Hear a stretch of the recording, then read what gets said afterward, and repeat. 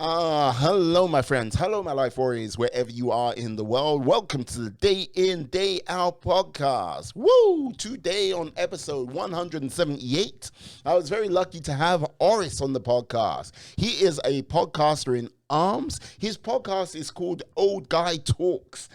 We talked about many things, how he got his podcast started and why. We also talked about how he is helping people with their self-development.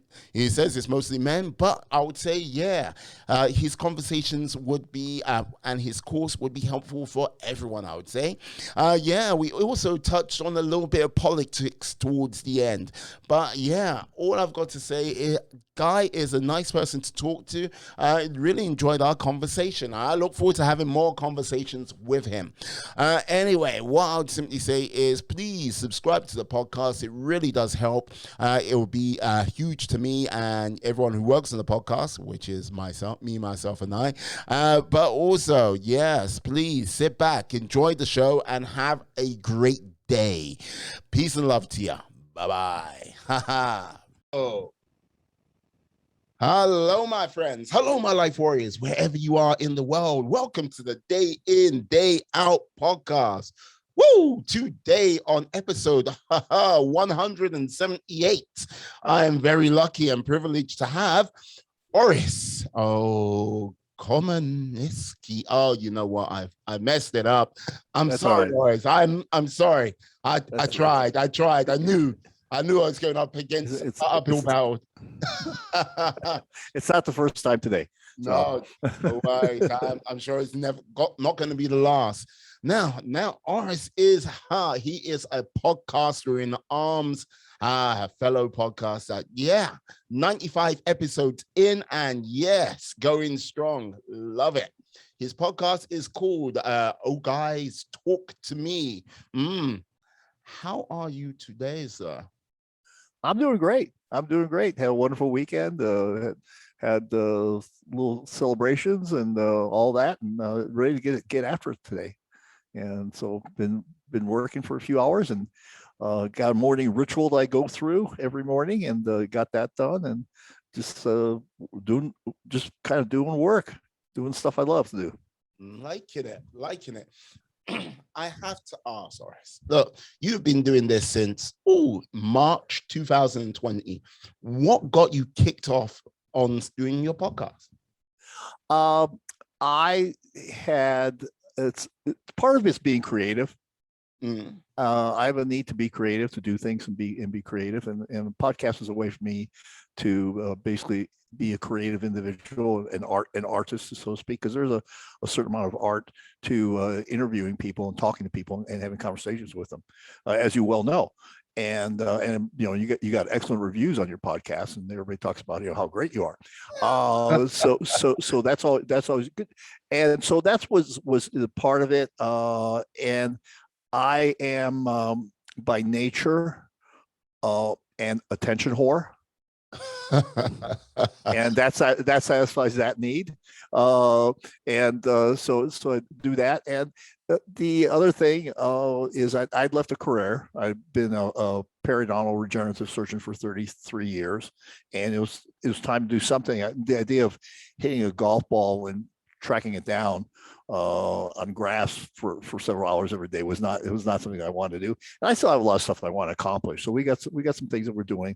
And the other part of that is that my journey as a man through life has had its ups and downs, just like everyone else. It's on the surface it would look like was just like just all straight up, and up and down, sometimes backwards, sometimes go underwater, and so I share my journey through the things that I've learned about how to stay healthy, how to stay vibrant, how to stay physically fit, what to do when you're injured, relationships we spend a great deal of time with, and also we get the vices, cigars, scotch, things like that. So I kind of cover the whole gamut of what would be interesting to older guys and those that love them. Yes, look, all I've got to simply say when you mention cigars and scotch, look, there is on your picture, there's a prominent picture of you holding up a glass of scotch with a cigar in your mouth with some sunglasses on. I have to stare at you. I was like, yes. Like, I think you would fit in pretty much very well with the Ocean's like 11 crew with that picture. I got to say it. I have to. I've never thought of myself as that cool, Right. but I have been. I don't know when, I don't know how, but all of a sudden in the last few years, people have been telling me I'm really cool, and I don't know if that's because of my age or what, but it's certainly. I was the dorkiest kid you can imagine in high school and in college, and I have no idea. I don't even know what it means to be cool, because I'm not sure what I'm doing anything different than I have been doing for the last several decades. So Yeah, but like this is one of the things. This is what they never tell you in school or when you're younger. It's like, yeah, like this is just a mere moment in your life. Like uh-huh. the journey, that's where it comes from. And like, yes, how you are and what you can be through that journey. You mentioned like going up and down, left, right, and center, going underwater with the sort of graph of life. Like, but it comes down to this. If anyone who has a smooth line without the sort of peaks and troughs, they haven't really lived, in my opinion. Yeah, You know? yeah, yeah. I don't, I don't really think that anyone goes through life unscathed. It may look to us from the outside that that their life is perfect and everything's going great and whatever. Mm, But I think everyone has to some level, and some people have more than others. I'm not going to say that we all have the same amount of bad stuff going on in our lives. But I don't think anyone truly goes through life unscathed. Even the people that you think that you look on the outside, uh, they seem to have it all. And then next thing you're reading about it, suicide. mm, I mean, the one that comes to mind, and I'm sitting here thinking about is, I used to love his show, Andrew Bourgain. The guy, he used to do the cooking, goes to different places and, cooking and mm. markets and things like that. And on the surface, what, okay, somebody's paying you to fly around the world and eat really good food and maybe and have experiences that people would normally not have. And on the surface, that looks really, really good. Mm. I mean, I would sign. If somebody would pay me for what he was doing, I would sign up. I'd be signing up. I'd turn really fat, but in a heartbeat. But I'd sign up for that. But the next thing you hear is like he committed suicide, and you're going like, where did that come from? Yeah. Like this is the thing. I would say this, like as you say, we can't go through life unscathed, like without Yeah. being scathed in some way, or like basically life doing what life does. But I would say there are people which, like, yeah, in order to have that sort of like more gentle line or like avoid it, they won't actually sort of like look like do that sort of good look at themselves at that moment in time in Mm-hmm. life through like a number of different things because yeah, it can vary from a number of different reasons, like either real dark pain or like they're just not willing to deal with it at that precise time. And when it does sort of mount up, it mounts up in a rather sort of dark and like I was going to say evil, but it like basically it takes people sometimes into like dark places they don't really want to go, if you get what I mean. Mm-hmm. Yeah. Yeah, yeah. I think that the whole thing about bad stuff happening. Everyone has bad stuff happen to them. Mm, Some more so than others, and based on their circumstances, they may be more a lot. At the same time, it's really for the mass majority of people, it's really how you handle that stuff. mm. It's how you handle the situation, how you handle yourself and your own inner frame and inner thinking. Yeah. That is really key to a situation, because uh, some people will choose to overcome, and others will choose to go the victim route. And each has its own uh, it's a different way of thinking about things. And I've done both. I mean, I've done both. I don't do the victim route now. It's never, you never say never. It's never is never really exists. But the majority of the time, I really choose to take control of things in my life that I can, or the things I can control, which is my behavior, how I respond to certain things. And there are times that I could respond and get really pissed off and angry, and there are times I can just kind of like, okay, deal with it in a way that smooths it out. But it's a choice that I make and that we all make. And I don't like people using victim words, and victim words like I can't, or they made me, or I didn't have a choice. Those are all things is you always have a choice. You may not like the consequences of those choices, but you always have a choice. Yeah, and like this is the thing, like with a lot of what you've said, yeah, I agree with wholeheartedly. Like this, like because the only thing when it comes to life, the only thing you can control is yourself. And like basically with a lot of things in life, people like, oh yeah, handle it. It like it's more like how you react to that circumstance at that precise moment in time. Look, as you say, there are times where, hey, you've like you go, yes, no, I'm going to react to this as best as I can, everything like this. And there's other times where it's like, no, yeah, you can't, because it will either come down to a realm of it's so overwhelming at that time that, you know what I mean, it will break you down. Like, or break down anyone, I should say. Because like, yeah, taking control takes a lot of self-examination, getting to truly know who you are before you can like sort of like go, you know what? Hey.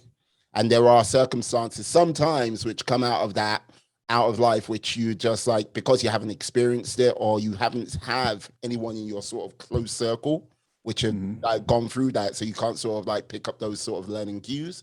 I'd say that's when sometimes life will sort of overwhelm people, and like they will fall into that sort of more victim mindset. Like when I say victim mindset, they fall to the realm of hopelessness, if you get what I mean. Right. And that's where it takes them down to that level. Yeah. I think that there's a certain amount of that you can allow yourself. And this is and my wife and I have this thing that we do, like if something bad happens that's out of our control, we kind of, depending on the severity of it, we can kind of set a time, like, okay, until tomorrow morning, or for 2 hours, we can wallow in self-pity. Or it could be, if it's something really bad, it could be a weekend. And then it's on to, okay, so now we're done with that. We've indulged our need for self-pity and whining very consciously. But now it's time to move on to the solution. What is the solution? And that gives you time to deal with things that may be overwhelming. I think probably one of the most overwhelming times I remember was about a little bit over 10 years ago, when my closest friend committed suicide. And I was like, it was just like, where did this come from? And we had actually, because we knew someone who had committed suicide, actually a couple of people, we'd actually talked about that. And, basically saying that I can't imagine the circumstances under which I would consider that. And he said the same thing, essentially. And the fact that, just a while later, he committed suicide was really was surprising and stunning to me. So yeah, it's kind of like I said, sometimes there are things you can't control, but you still have to control how you deal with them at some point, or else you're just going to be you're going to be basically at the whim and at the control of events and of other people that want to control you. Yeah, no, absolutely. And like, this is the thing, like, I've got to say, well, I think because some people have not sort of been sort of tested, or like they don't like sort of really sort of lean into like some, like, not like overall hardship or like those sort of uncomfortable places on a regular basis. That's when I would say things in life will come to them and they most probably like, yeah, no. So right, there is a time, as you say, to sort of like go, okay, yeah, the world is falling, the sky is falling. Need to like, oh, woe is me. But yeah, there's times where you got to dust yourself down and get up and get on with it. And like when I say this, like there'll be people like going, no, you can't say that. But it's like, okay, there are like in life, there you can rely on one or two people which will like be there to help you out and Mhm. like, help Yeah. lift you up, but they're dealing with their own life as well, and it comes to a point where you've got to stand on your own 2 feet, not like just like okay, no, you got to stand and like start moving forward, because if you don't, you'll be there forever and Yeah. a day, you know. Yeah. Yeah. I think this is true, especially also with kids and parents being overly protective. Uh, and a long, long time ago, I dated a woman, and her dad said something to her. Basically he said, you need to be able to take care of stuff because I'm not always going to be there. Mm. And I remember that. And as I was, as my daughters were growing up, uh, I would I would not always step into situations. I would allow them to take care of things on their own, and to be strong and to be resilient.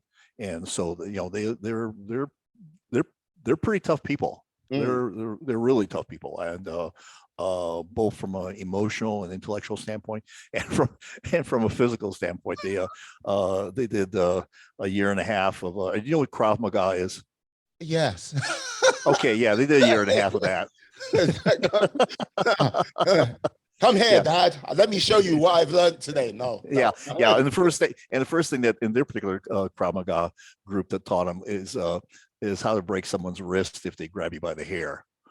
So that's a useful skill for a girl, because if somebody's going to grab, if they're going to grab you, they're probably going to grab you by your hair. Yeah. And so that was the thing that was the first thing that they learned. And they go from that in sports to wear long dresses and debutante things and all that stuff. So it's kind of they're a wide range of, of capabilities and experiences in their lives. I'm loving the fact that yeah, you're a proud Papa Bear. I can tell. It's Yeah, like yeah, yeah, yeah, but yeah. like this is the thing. Like I'm not a parent myself, but when that day comes, like yeah, I think one of the trickiest things, because like I do agree with what you say about yeah, like kids are resilient, and like the like if you let them go, because like when I was a kid, I was a latchkey kid. When like I don't know if you have the same term in America, Mhm. basically Yeah. door keys, like let myself in, let myself out, get on with like the day to day living, and that must have been me at the age of 8 or 9, and then going Right. forward. Right. So it's like I kind of like you kind of sort of see what goes on in the world today and everything like this. I grew up in like a time where yes, kids will go out and then basically congregate, and parents would just keep an eye from a distance, but you kind of Mm. resolved all of your like Mm. business amongst that group. If you had the issue, you dealt with it like you did, Right. hung out, and yes, you'll disappear and just do what you needed to do.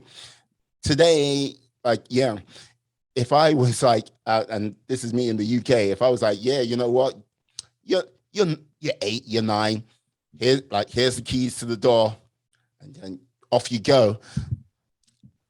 I would be in so much trouble if Mm. the authorities found out. Like, what on earth do you think you're doing? No, kids going off by themselves. So I'm trying to figure out, like, yeah, when I do become a parent in the future, like who knows when, but where to draw the line? How did you like work out how to draw the line? I don't know. It was just kind of do it as you go along, because there's no playbook. Mm, I would listen to things happening and this and that, and sometimes we get involved. Sometimes they would, but we always also had really good, uh, and we still do have a very good relationship with our kids, hmm and part of that is uh, having conversations, and not necessarily. I mean, I'll tell them stuff. I mean, they'll I'll get on my soapbox and tell them stuff. But flip side is a lot of times we would have conversations even when they were younger. Mm. And one of the things that there were three things. I can only remember two of them now. Actually, there were several things about what they said to have a really good, stable family life. And one of them was to eat dinner together. Mm. And that worked pretty well for the first part. And then they got involved in activities, sports, whatever. And so but we always try to at least have dinner together once a week. But most of the time we would be able to have dinner together. The other one was to go to church, Mm-hmm. which we firmly believe. And I can't remember what there were several others, but those are the two that I really kind of remember was about having dinner together. And we've also always been pretty honest with our kids about things going on, whether it's financial, health wise, or whatever, with our kids. So we treated them as responsible little adults. Of course we babied them, did that kind of stuff, but most of the time, like I laugh. I said, like, we'd go skiing, and my kids were 3 and 5, and I made them carry their own damn skis. I wasn't going to, and people say, like, oh, they're so small. Like, no, they're strong, and they need to build that sense of responsibility. I mean, I'm more inclined to carry their stuff. Actually, I will carry their stuff now, more so than when they were young, because it was just a matter of, you need to build up that. I think it's important for kids and parents to build up independence. And we never were friends with our kids. It was always very obvious that we were their parents, but we were friendly. But we always had good times. I should say always had good times. We had a lot of good times, and continue to do so. I mean, we've just have built a solid foundation in that. I think you most certainly go with the doctrine of raise your children and spoil your grandkids. Yeah. Well, we're and you know what? It wasn't. It's not that we weren't ogres. I mean, our kids.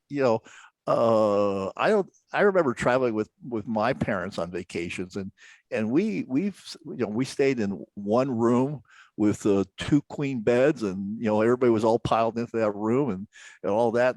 My kids have not.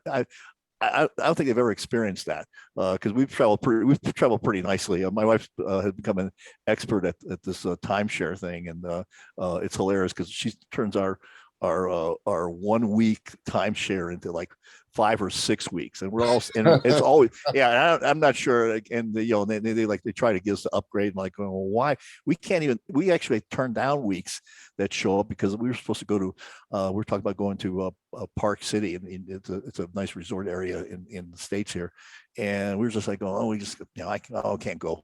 And this would be like a 2-bedroom suite with it's a gorgeous property in Park City, and we just like, nah, we can't. We got too much stuff going.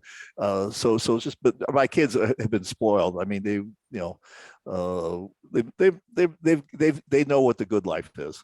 No, like, this is the thing. Like, if you can show your kids the good life, and give them, taper that with responsibility and guidance on that level, hey, you're doing something right.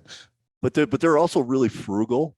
This is hilarious. My kids shop for their clothes at I don't know if you have them in England. I guess we call them secondhand stores. Basically, your thrift shops are like our charity shops over here. Like, okay, Goodwill stores. Goodwill probably. So but they'll go. So tip to everyone here: go to the Goodwills in the expensive neighborhoods. Because they buy designer stuff with the label still. I mean, the price tag still on that's never been worn. I mean, they'll get stuff like they're, it said this $300 dress is now $15 or something. It's like that's like that. Something when I came over to the States, that's one of the things which kind of blew my mind, because over in the UK, this is back in, when was the first time? Back in 94, 95, basically mid 90s onwards, I was over working in summer camps over in the States. Mhm. And one of the things what kind of like blew my mind was the whole factory stores, where it was like, yeah, it might be a season out of date, but it was like, Right, yeah, like 70% off. I was like, oh right. my God. Yeah. Yeah. When the top would be £100 or something like this, can it for sort of like, yeah, $30. So it's like, yeah, with the exchange rate and everything like that, you're like, okay, that's good living right there. A smile came on my face, to say the least. Yep. Mm. Yeah. So I have to ask now, in your, how can I say, in your year and ooh, almost 16 months of podcasting, what has been like, what would you say has been one of your sort of biggest lessons you've learned? Never worry about asking someone to be on your podcast if they're famous. There's some people that I think people are scared to ask like big names, Mm-hmm. and so I'm not. I have some that said no. I've said something that maybe, which was their way of saying no, but I keep on persisting. And but I've also landed some people that on my podcast, some of them actually multiple times, that were big names. I don't know if you are a UFC fan, uh, but Forrest Griffin, first light heavyweight champion, first winner of season one of the show Ultimate Fighter, where they had the fighters in the house. Yeah. Um, I had a gentleman by the name of Dom DiGustino. I've had him on 3 times, and he's been on Tim Ferriss, Joe Rogan, and a few other podcasts, and me. And I mean that's that's pretty good company to be in. And so I think that's probably the thing was never to be afraid to ask people to come on the show. And you never know where the conversation is going to take you. Hmm. I've had conversations that end up like completely different places than I thought they were going to go. Because just like I prepare with about maybe 6 or 7 questions that based on based on the research that I do about my guests. But I don't really. It's not like I don't. It's not. It's not like I'm tied to them. It's not like I have to get through all 6 questions. Yeah. Sometimes I get through all of them. Sometimes there's more. Sometimes there's more that I have, and we go take a different direction based on the interview. So yeah, but I don't know. But podcasting. I mean, you got a number of podcasts. I think the other thing about podcasting is pretty funny. I describe it is that I get through podcasting. I get to talk to people that normally would have no reason to have a conversation with me. Mm. Yeah. Yeah. Like, this is the thing with regards to like how I got into the whole podcasting thing, because like no one tells you this when you're a kid. It's like going like they don't tell you like the sort of different sort of stages in life, because it's like, okay, when you're in your teens and you're going out, it's like we're all gonna go out. Yo, we are. It's like a whole legion of you go out. It's like, yeah, you got like you hit your 20s. It's like, yeah, still we are legion. Oh, like you all go out. You hit your 30s, and it's like we are legion. Oh, okay. It's like, yeah, okay. It's like it's much smaller, more condensed group, which are like, Mm-hmm. yeah, okay. Then like me in my 40s, it's like, okay, we are Legion. No, no, we're not a Legion. We're like a small band which like get together every now Mm-hmm. and then to hit the town or do what we need to do. Sure. But as like as each decade goes by, you have less and less opportunity to actually meet new people, talk to new people, and that's like it just goes that way naturally, Mm-hmm. because it's like, right. So I found myself like in that position, and yeah, more and more it was like, okay, I'm not having conversations with people, new people. And the best way of doing that was start a podcast, because I am a true believer of the power of conversation is literally everything, because it's the thing what can like it's where the good ideas and the bad ideas go, like live or die. If it's a bad idea, it's like, yes, it will wither away, and then basically whatever comes out of that conversation isn't, if it's new and good, it grows, it develops, and pushes on from there. So far, I've managed to speak to a number of people, which are like I would never have spoken to in my lifetime. I wouldn't have had the opportunity. Like rich, poor, like yeah, the great and the good. And I am grateful for it. And like, you know what? I shall use this medium to talk to countless other people along the way. Like as long as there's breath in my body, as they say, you know? Mm. Sure, Yeah. absolutely. Yeah. Yeah, it's like I said, I've the conversations I've had Mm. and the things that I've learned that have improved the quality of my life are actually, incredible. And so it's an opportunity to share that with other people too. Mm. Yeah. Like this is the thing. Like with like with the whole sort of podcasting, it's a case of like there are other ventures you not ventures, I would say there's other ways you've been sort of helping like people out there. Like what would you like how else have you been sort of using this medium or your time to help others out there in the community? Say.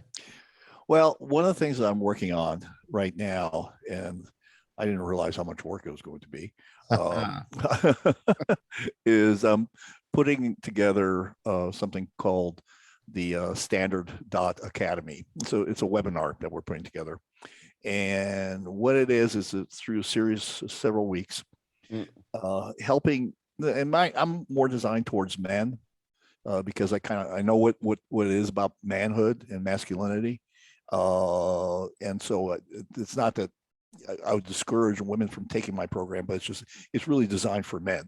Mm. And the what we do there is that, as you mentioned, as you go through the various stages of your life, oftentimes our wants change, what we want, our desires, or sometimes they get completely obliterated because life is taking you off course, and you can't even remember what that person in their 20s wanted, or even in their 30s. You just, they're kind of like completely off course. And so through a series of questions and discussions, one, I want to helping men reestablish what they want, then why they want it. Because we want things for a lot of times for the feelings that they give us. It's like okay, people want money. Well, why do you want money? Well, you want money for financial security and for the thing for the freedom that it gives you. Okay, and so and then we talk about the how, and the how is something that everyone has to figure out on their own. There's no blueprint. How I would do something is different from how you would do something or someone else would do something. So but it's important to identify the what first. The why is to anchor the feelings to your what, and then the how. And too often people start working on the how without establishing the what and the why, and so they don't have a clear. They don't. Their how is kind of like very ambivalent and not really present, and they don't really have the fuel comes from the why. To get your wants. It's like, okay, I want this, because quite often more often we react to pain and fear than we do to something. Just you will do a lot more to avoid pain and to avoid things that you fear. You'll take great action versus something that you want. And that's just human nature. So it's an interesting phenomenon.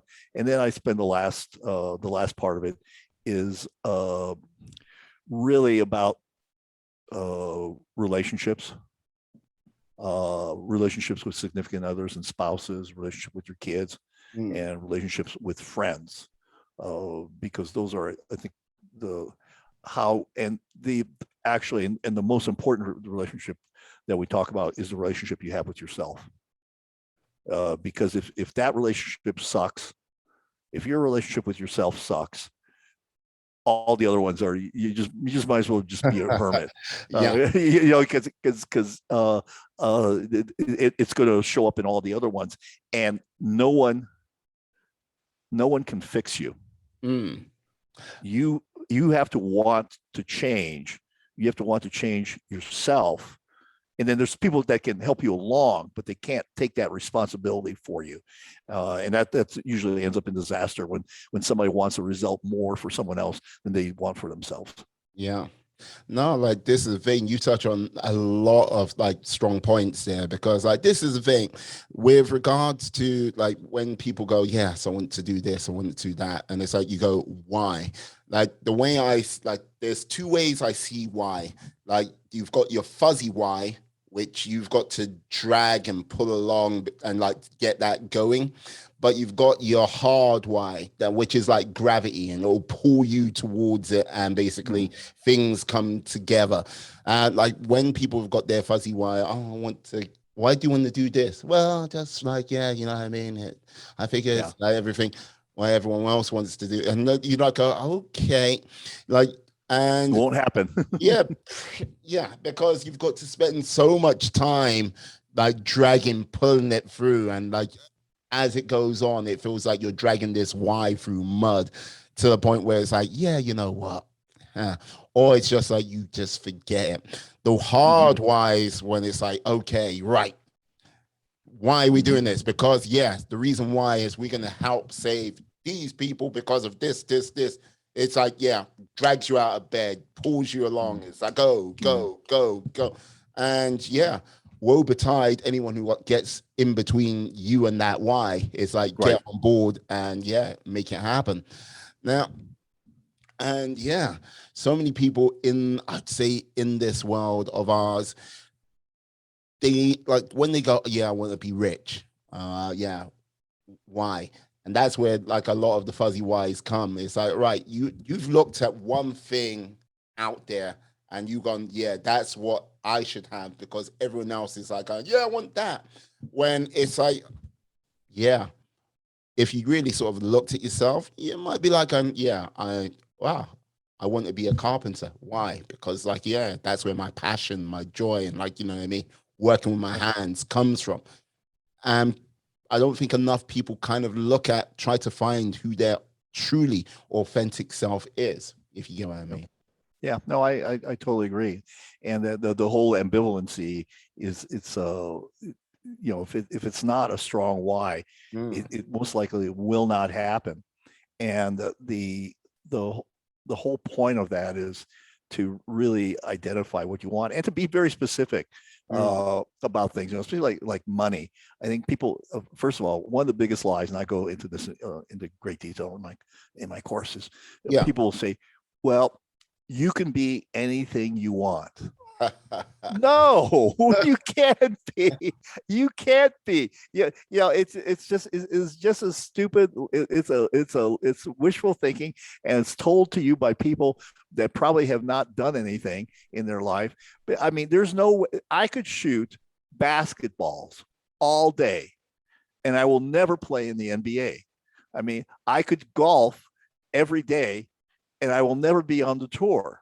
And even at the height of my physical abilities, even when I was younger, it just wasn't going to happen. It's Mm, just, there's a certain skill set, there's a certain amount of, whatever, that's why a lot of these like professional athletes make so much money because they're unicorns. They're unicorns. And so, it's been said, well, I want to be a billionaire. Well, what? Well, have you made six figures in 1 year? it's like, well, No, I haven't, but I want to be a billionaire. Well, no, stop that. Stop that. Make your first few thousand, and then work your way up to that, a few 100,000, and then and then maybe a millionaire. But you're not going to go like, oh, I'm going to be a billionaire. Like, no, you're not. You're stupid. it's like this is the thing. One of the things I would say with regards to a lot of people's sort of attitude, because they haven't tried to find their authentic self, like Mhm. they like, and look, when someone goes, you can be anything, I look at it and go, yeah, you can be anything if you decide to apply yourself to sort of one particular thing.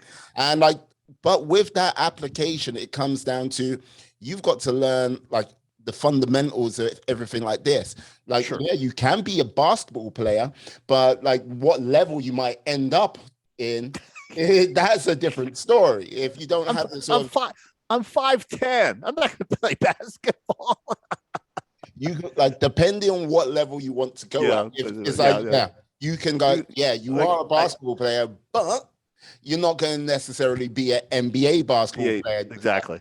And like, and with regards to like, even if you've got like, you go through, you've got all the skill and everything like this, but do you have that sort of 2% like skill level to basically be them? I don't think enough people like, oh, you know what? Hey, let's be honest. Let's be truthful with ourselves. Like, let's look in that mirror and like, all right. Because look, when you go, I want to be a billionaire. And like, it's a case of, have you done this? Do you have the sort of business fundamentals to sort of just like, have you just got the basic business fundamentals to get from one place to another? Mm-hmm. Many people like, no, don't. No, it's all right. Do you have you got the skills to build a team of people around you to get like, you might not have those skills, but to like assemble a great team to do that? And if it's like, no, maybe you should go out there and start to learn the sort of basic fundamentals of business or the basic fundamentals of building a team, and then like see where you are then. Because hey, by the time you've done that side of things, you might not even no, I hate this. Trying to get these people to work together, trying to like deal with their problems, and I got problems of my own. God damn, please, people, leave me the hell alone. I just want to just do this, get on with my like day to day and just chill. It's like, but because people don't have that conversation with themselves, find themselves, they make it difficult for themselves sometimes, you know? Yeah, absolutely. And it's most of the time, just like I said about this webinar I'm doing, most of the time people have no idea of the amount of work that it takes, the sacrifice, the stuff you have to give up to be able to do that. If you are, many times very successful people often end up losing their families to divorce, and that's the price. And for some that's fine. For others, it's a hard thing. So there are, I guess the term is opportunity costs that are associated with and the bigger the things that you're trying to achieve, the higher the risk of those opportunity costs showing up in your life are pretty true. And I think the other thing is that people go like, well, billionaire. Well, I bet you a lot of people say, I want to be a billionaire. I bet you if you hit a couple $1 million, that'll make a big difference in the quality of your life. It doesn't even have to be a couple $1 million. It's just oh, look, here's $300,000. Will that make your life easier? Yeah. It's like, but I will tell you, and I talk about this. I'll tell you, and I didn't mean to interrupt you. I will talk to you about that.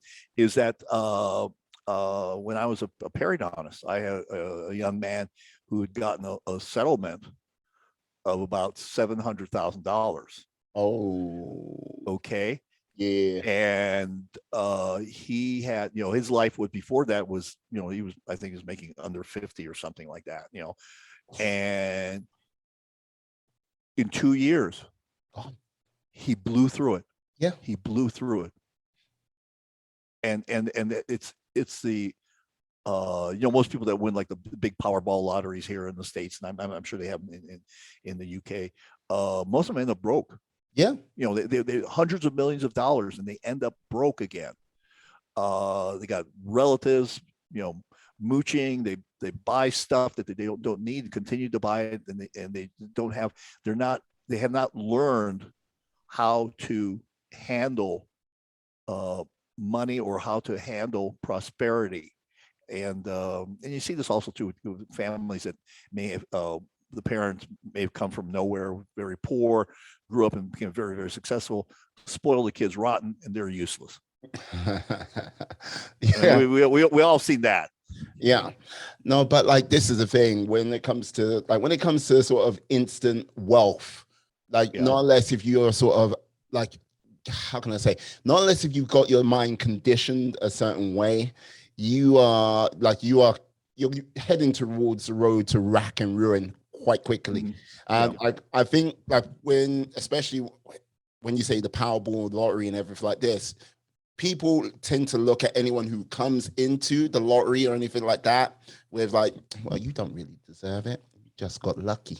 And like, yeah, their hands come out and like they're not ready for it. And they like, yeah, they dish it out. And like, yeah, everyone takes stakes. They go like on a spending spree, which they're like, oh, I can't run out of this money. Like, yeah, look, money money is the trickiest thing in the world. And look, trust me, I have known debt in my lifetime. Oh, Yeah. yeah, Yeah, I can tell exactly. you that. Yeah. Yeah, And I know. I have too. I mean, yeah. I did not learn any money skills from my parents. My mother worked really hard. My dad didn't really do much of anything. Uh, but but one of the things we never learned about money. Oh We yeah. never learned about money. Yeah, yeah. And my wife's the exact opposite. I mean, she's like she's pretty tough on the money, which is Yeah. good for us. Yeah. And like this is one of those things, like they don't teach it in school, which I'm like always surprised at because like, yeah, give a kid a good financial education. And like, well, especially in today's day and age, Mhm. they'll be leagues ahead of their peers if with that Yeah, education, you know? yeah. But the thing is, our is the typical teacher well versed enough in financial literacy to teach kids? Probably not. No. No. Probably not. And so this is where you as an individual have to take that responsibility onto yourself, Mm. because as I'm in this group, and one of the things that they say is no one is coming to save you. and You're on your and so own. you're on your own. Yeah, you are on your own. And the people that say the people that say they're going to come and save you, normally they don't show up. It's just like they're like, oh yeah. They make promises, and then people make promises all the time that they don't keep.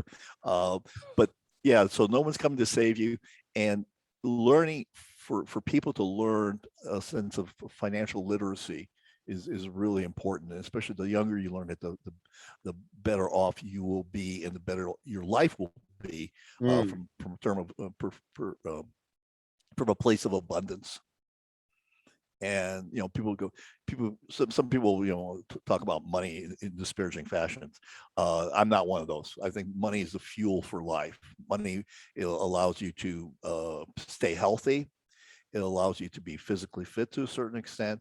It allows you to have experiences that a lot of people don't, and it's the fuel of life. Mm. You can't you you cannot, and you cannot, for the vast majority of people, money allows you to help other people too that want to be helped. But it's uh, there's nothing wrong with money, and it's often much maligned, mostly by those that don't have it. It's like, yeah, it's like, I hear you. I hear you. It's like, hey, no, money is the root of all evil. No, Yeah, money is yeah, an amplifier, in my yeah, opinion. It yeah. basically, Well, yeah. and actually the quote out of the Bible the quotes that people is it's not money is the root of all evil. It is the actual quote is the love of money Money. Uh-huh. is the root of all evil. Because I used to like go like, no, that doesn't make any sense. But then but then if you like money just for itself sake, Mm. uh, money is like I said, it's the fuel to it's the fuel to do things, and to create that life of abundance, to have the experiences, to do things with your family, to do things with your friends. Um, Without that, then you're scrambling, you're uh, living in desperation and in fear and things like that. So it's yeah, I'm a capitalist. There's no doubt about it. No, I hear you. I hear you. Like, one of the things one of the things I look upon, and there are like times where, okay, you look at the money situation, everything like this, like, because it's one of those things where I look at myself at times when I look at my life and go, yeah, it took me a good like 3 decades and a bit to sort of get a handle on that. And that's Mhm. because, uh, how can I put it? I would say in some respects, I didn't see it as important. It was just like, what I mean, living for the moment rather than sort of like Mm, building something for the future.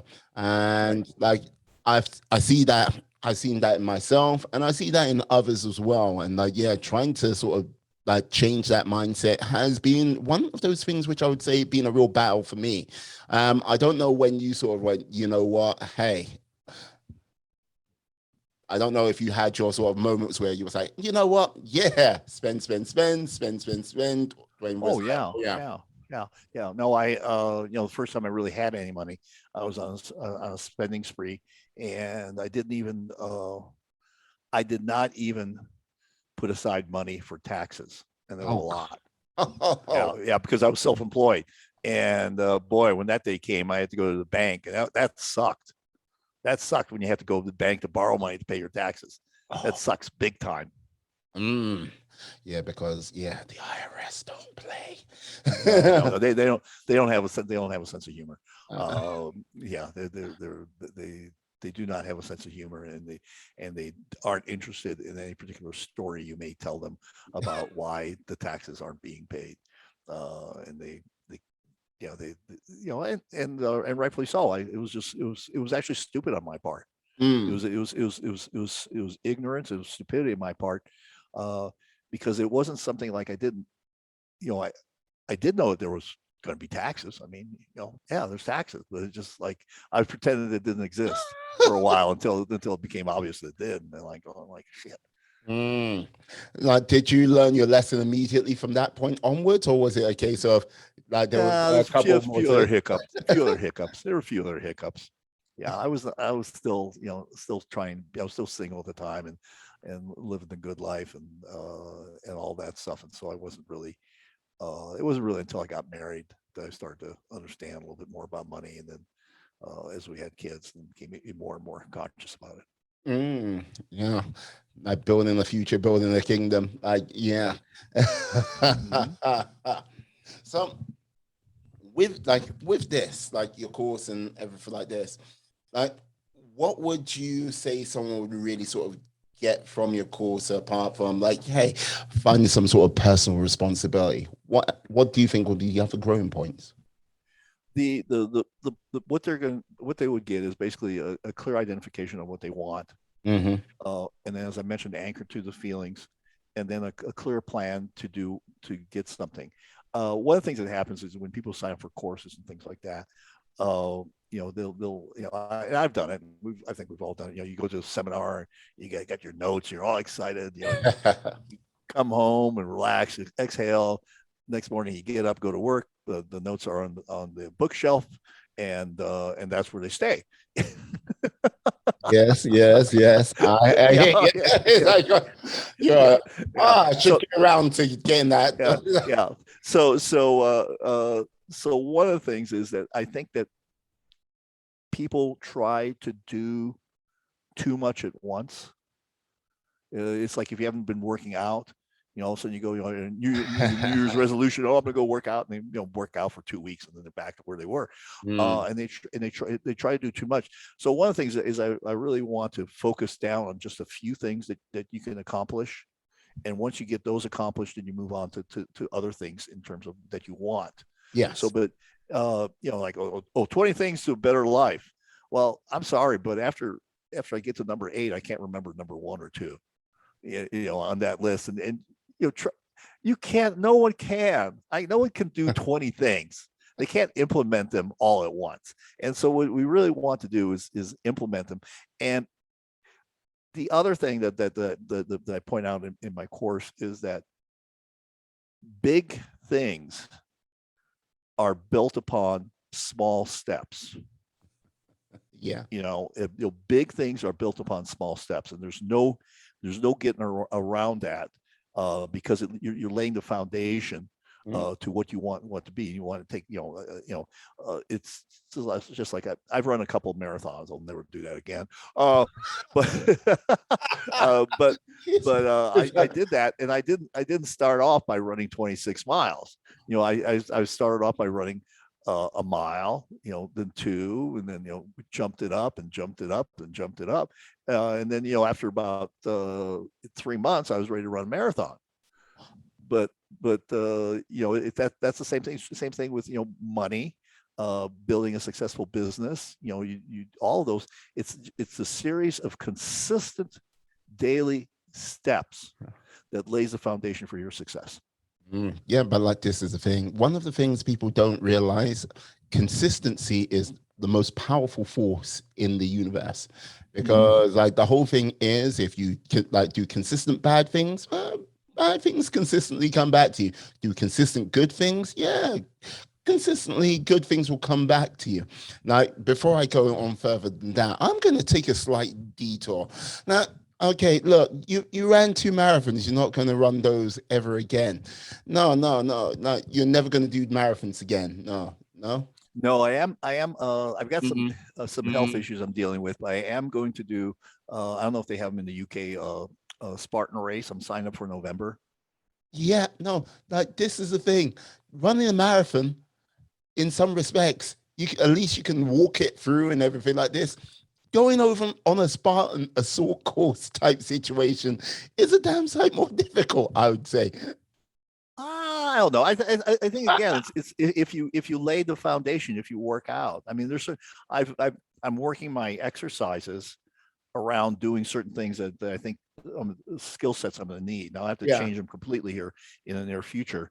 Um, to train specifically for a race. But I do aerobics 3 days a week, and then nice. I do lift weights 3 days a week, Oh, and then perfect. one day I'm just a slug.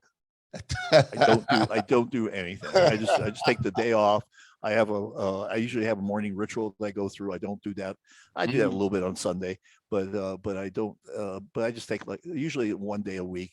I think we're going to start taking Saturdays off instead of Sundays because Sunday just kind of leads into Monday, and we want to be a little more up and going as Monday starts in the week. And so our family plan is to uh, my wife and I's plan is to take Saturday off, and Sunday's kind of a semi-working day. It's not really a full working day, but a semi-working day.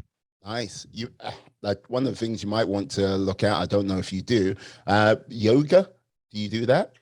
No, I don't. No, I don't. I should. I should do the yoga for the stretching and everything else Mm. and the stability. And we may put that into the mix here soon. But right now it's just training for that Spartan race. So, but yoga, and also I got injured in yoga. Oh, well, what were you trying? I got I don't know, but I tore I had a minor tear in my bicep tendon in Oh, yoga, and that really so I don't have a good relationship with yoga, but I may need to reestablish a good relationship with yoga. yeah. You see, that's the thing about that that there yoga. It's because it's like, okay, you look at it and go, oh, that's all nice, soft, and gentle there. Let me do it. Before you It's know it. not there's not it's hard, especially you get I mean, there was a guy when we used to live in Phoenix. I got to know him, but he would do like what a bosa ball is. It's kind of that half ball. Yeah, yeah, It's flat on one part and then a half a ball on the other. And he yeah. would do yoga poses on one foot on that damn thing. I'm going like, holy shit! I go like, man, it's like, I'd be calling 911 if I was trying to do that on one foot. I mean, so it's pretty amazing. Yeah. No, but you know what? I would say I wish you luck. I don't know. You know what? I don't think you're gonna need luck. I think you're gonna smash this Spartan I don't know, race out of the I don't know park. if I'm going to smash it, but Hey. I'll grunt through it. But yeah, bring me back to my point before. Yeah. With regards, I think it also ties into the fundamentals. People don't actually, because it's a how can I say, instant gratification society we're living at this present time. Mm-hmm. Like there's sort of no sort of waiting or patience or sort of like, yeah, let me develop properly. And I think that's where a lot of people just miss out. And look, there's part of me which I have that sort of instant gratification which lives Oh, within me. sure. Like, yeah, let me have it now. But it's a case of, yeah, if I got everything I wanted immediately, I think there's a lot of things I would miss out on. There's Mm-hmm. like basically where where everything seems to be right, strong, and true. There's a fault line which lies within, which can easily be shattered if you don't do it Mm-hmm. the right way. If you get what I mean. Sure, sure. Yeah, yeah. Mm. No, I think yeah, you have to go through the development process. I think that's very important. And a lot of times people only see the highlight reels of people's lives. They Oh don't yeah. see. I mean, you look at like, oh, I'd love to be like Michael Phelps. Like, well, are you willing to put in the hours and hours every day in the pool, swimming, and not leisurely swimming? I mean, just pushing yourself, Mm. training, watching what you eat, everything. Are you willing to pay that price? Yeah. Starting from a young age, it's you know, people go like, oh yeah, it's a wishful thinking, but you got to put in you got to put in the work on the ground. You got to put it in. Mm. No, agreed. Like this is the thing. Without that work, you can't achieve like those things which they say greatness, those like seeds of, you know? Exactly. Uh, Yeah. like so with regards to like the podcast, the course, and everything like this, where do you think like where do you want to sort of take it all? Where do you see it all going in like say 18 months, like you know what I mean? Like 3 years, who knows? And beyond. Uh, I think the we're still working on that. Right now, I'm more focused on the current and getting it out versus thinking about. I haven't crossed the goal line with my course yet, and the goal lines is one, developing it. Two is the monetization, because at some point this has to start paying for itself, because right now this has all been a cash outflow situation. The things that I would like to do, I think one is at some point, and I'm not sure whether I will or won't, to do some one-on-one coaching, Mm-hmm. but at a high level. Two is to do some traveling with some of the people that follow me. I've interviewed. I want to go down to a cigar plantation in the Dominican Republic. Nice. I've interviewed a guy.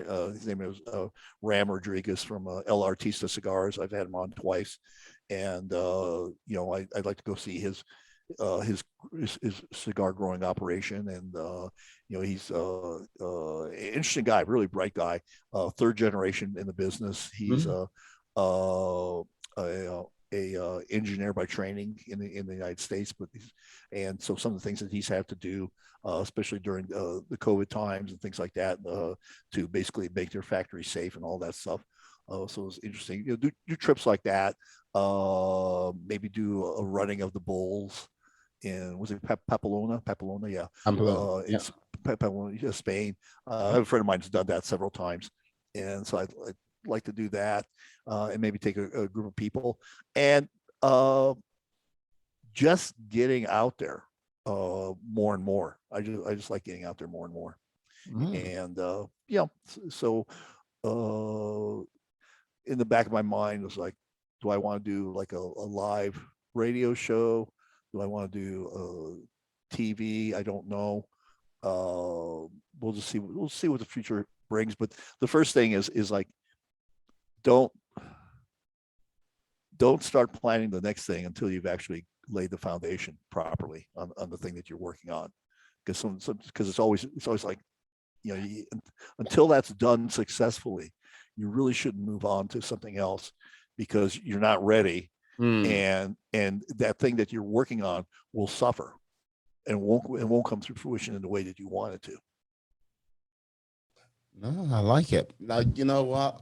You know what I like about you, sir? You're living like you really are pushing your fourth age. You're really sort of like feeling it with like, yeah, things what can help you grow, things what make you a better person, Mhm. all in all. Because like this is the thing, like, hey, like people go, hey, as you call yourself, you're a government old guy now. Like you've got your paperwork and stuff like this. Like Mhm. it's quite easy. And people would say, hey, you know what? You've done your time, and like, hey, just sit back in that chair and relax and like, yeah, look out over the porch and like have a glass of lemonade, maybe with something a little bit stronger inside it. Yeah. Mm. Yeah. But I still do that. But that's not a full time job. I mean, it's not a full time occupation. I mean, I still will have a glass of wine, a cocktail, or whatever, and a cigar, and sit on my back patio. And we have a beautiful view of the at night of the Las Vegas Strip at night, so you can see it from our back patio, and so it's pretty nice. So we're and but it's I think people need purpose in their life. Mm. I think once you don't, a lot of times there's the statistics that a lot of times people will just die after they retire, Mm.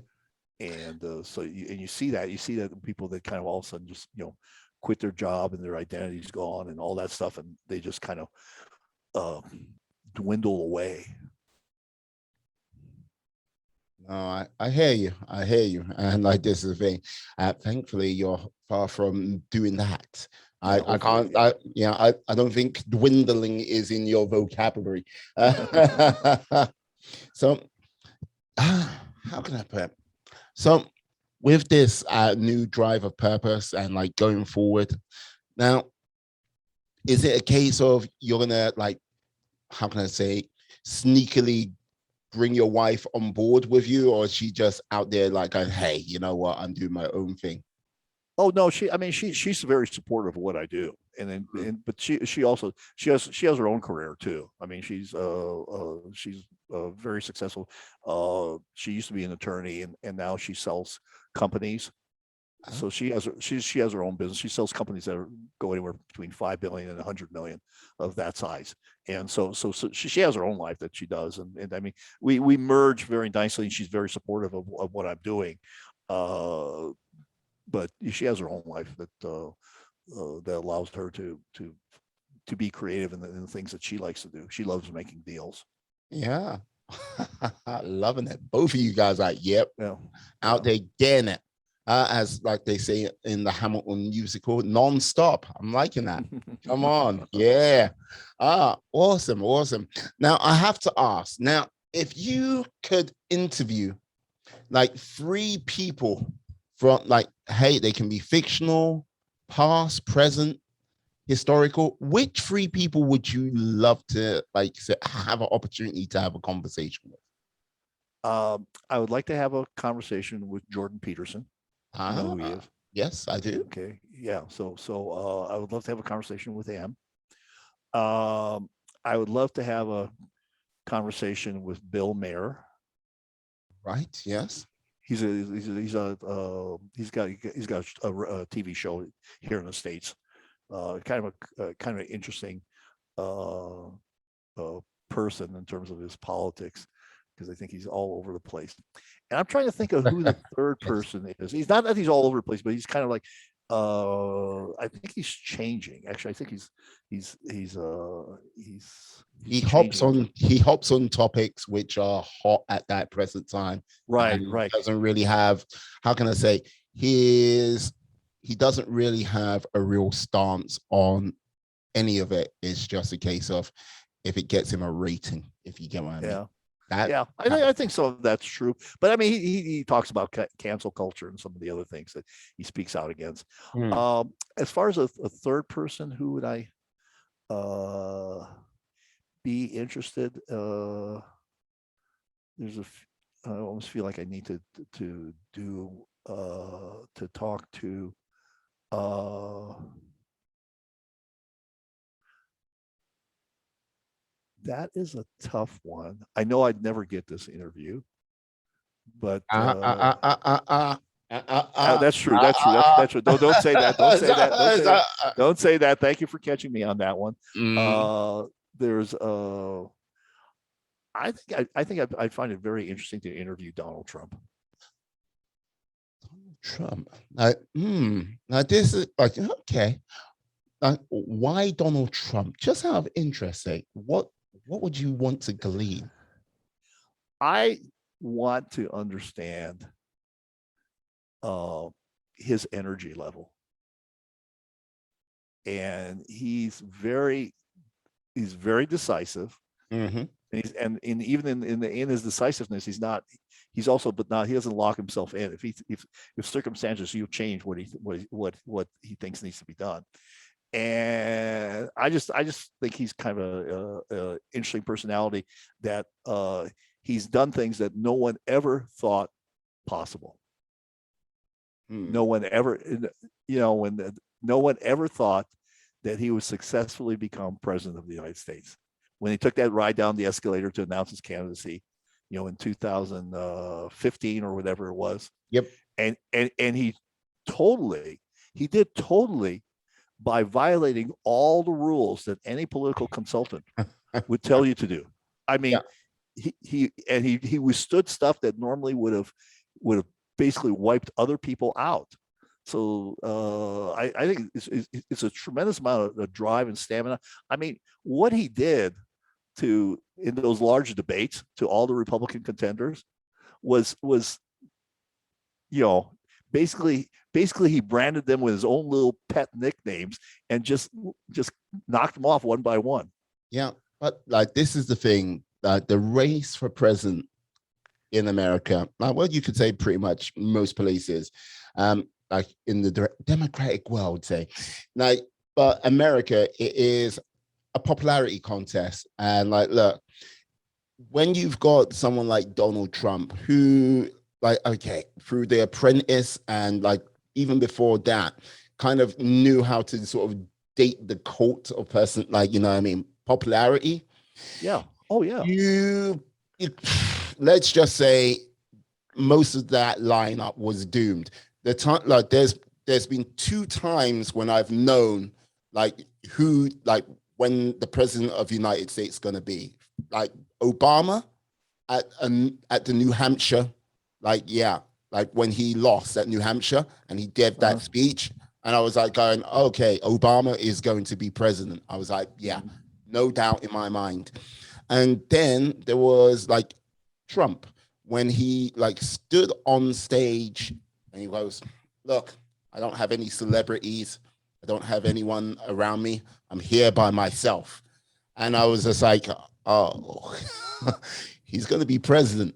Because it's just like, right, no. Mm-hmm. And I think with regards to many, like the sort of the powers that be who live in Washington and everything like this, I think they've lost a lot of touch with the sort of world today.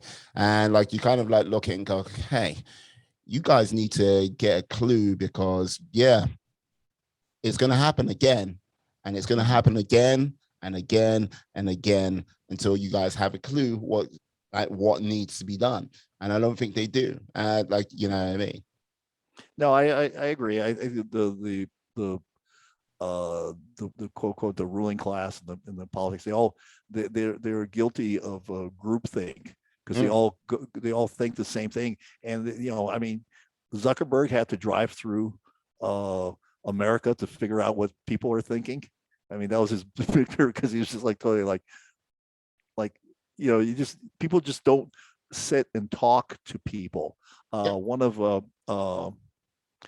Ronald Reagan's political advisors. What he did in planning for his campaign was he got in a car and he drove through the United States and stopped by and talked to people in coffee shops, talked to people in bars, talked to people in barber shops. I mean, he kind of getting a pulse of people out there. Mm. And so it was a very interesting way of doing it. I think his name was Lee Atwater, Okay. who did that. And but yeah, so it was pretty interesting. So Mm. But like, this is the thing. I would simply say this. I don't think either one of your parties out there right now has a true pulse of what is like the American, like what the American people want or need. Mm-hmm. And like, look, I say this sitting in the UK, looking at my political parties over here, and truth be told, they don't know what, like, I would say with regards to the Tory party over here, they're kind of like the Conservative party over here. They have a better idea of what a certain amount of the population wants. But the Labour Party, which would be like the equivalents to your Liberals, Mm-hmm. I don't think they know. And I think it's a case of, yeah, groupthink and a bit of ivory tower-ness, Sure. which is like separates like them from the people and what they want, you know? Yeah. Yeah. No, I totally get what you're saying, and there is, you know, certain things uh, that are happening that are going to really affect a lot of people Mm. in a bad way. One of them is inflation, Oh God, uh, yeah. which I don't know if if that's happening in England, uh, but it's definitely becoming a big factor here.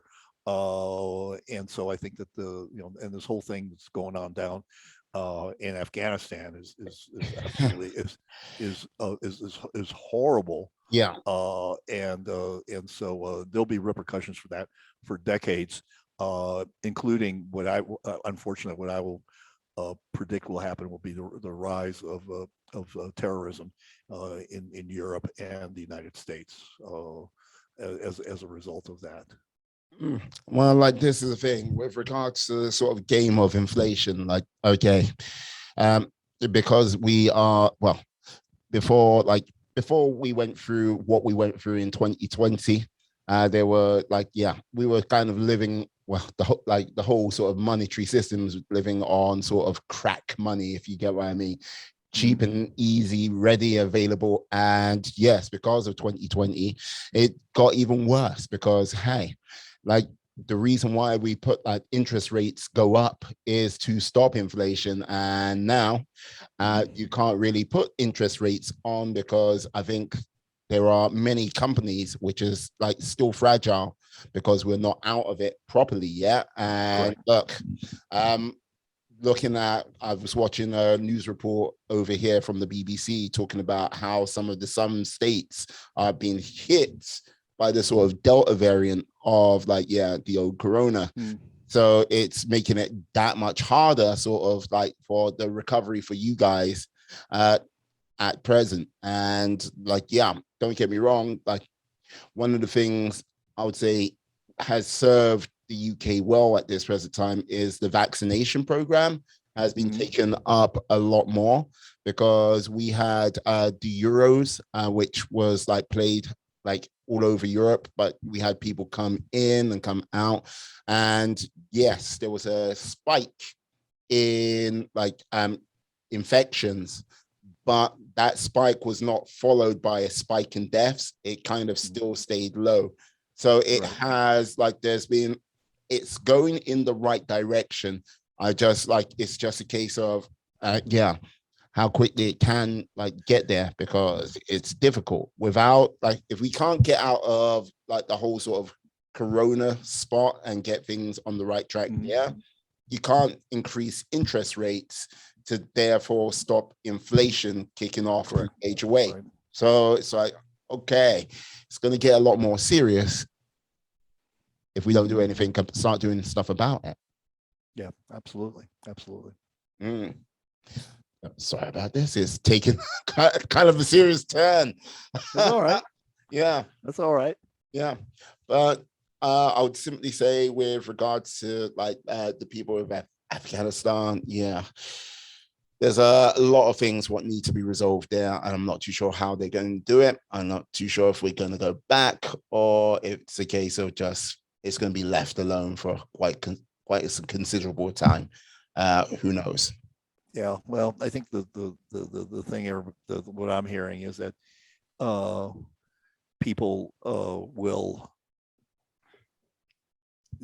as the terrorism reorganize in Afghanistan, Mhm. And then once they start, exporting that to around the world, that's when unfortunately we will be back in Afghanistan.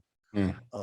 And it's unfortunate that how the last few days and what's transgressed, and I'm not sure whether it was stoppable or not, but I still don't have enough facts on it. But it's just it's bad. It's Mm. really bad. It's bad. Yeah. Mm. All right. Yes. No. No. I now I've got to my final question. I'm gonna ask you because hey, I'm not too sure which way I'm gonna take this question. This must really be an interesting deep dive into your psyche. I'm not too sure you're ready for it, but let's go. Let's do this. Well, you gonna ask me my zodiac sign or what? Um, no, it's a Sagittarius, but I'm not going to go there. But okay, now, if I could give you one wish, which you can do anything with, except these caveats. You can't have world peace. You can't basically write down on a list of paper going like, yeah, and go, I wish all of the things on this piece of paper come to me. No, you can't have a wish like that. And you can't wish for COVID to go away because look, just to get a vaccine, I had to pull strings and I had to consult the power of Dolly Parton, and I'm not doing that again. It's too much. It's like, yeah. Okay. What would you? So, what? Okay, so I'm a great. I've thought about this in the past because the answer to me is rather obvious. What you should wish for, and it's simply like this, because I like there's an expression, have your cake and eat it too. No infinite wishes. Yeah, that's it. That's it. That's it. Don't even start. You see, I knew it. That's it. I want wishes forever. That's that's no, no. Okay. No, yeah. You thought you were gonna get away with it. I was just like, but that wasn't on your list. That wasn't on your list of things I could. It's always on the list because look, there's too many of you guys out there like I wish for all the wishes I can have. That's right. Exactly. Oh gosh, what would I wish for? What would I wish for? See,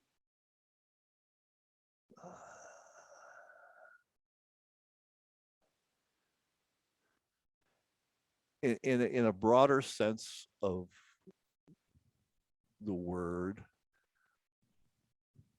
I would wish that people were more inclined to take responsibility for their lives and themselves. Okay, yeah. I'll allow that. Yeah, okay. So it's just a matter of getting back to this thing about you being in control of your life. And yeah, there's things that happen that you can't control, but you can control how you react. And oftentimes, some of my biggest successes came out of my biggest failures. And so it's all a matter of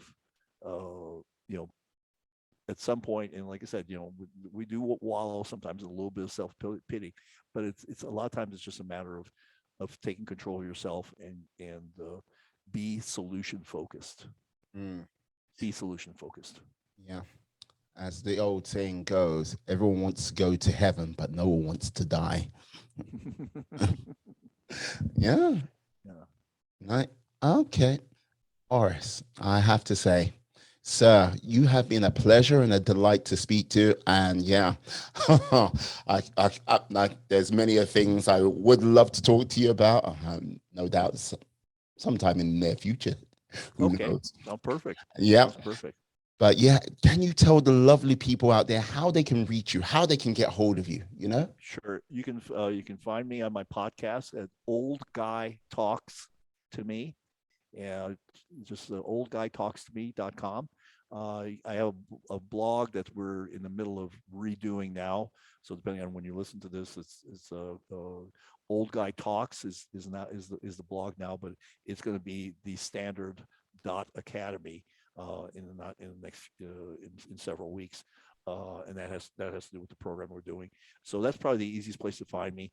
And I'm on Facebook and Instagram and all that stuff. Orest K-Man, and so that's the easiest place to find me. But probably the majority of stuff is that Old Guy Talks to Me, and then Old Guy Talks is my blog, and so it's a lot of fun. And I would encourage people to listen to my podcast because, like I said, I interview people, and I've gotten into this group of cutting edge stuff, especially on the anti-aging stuff.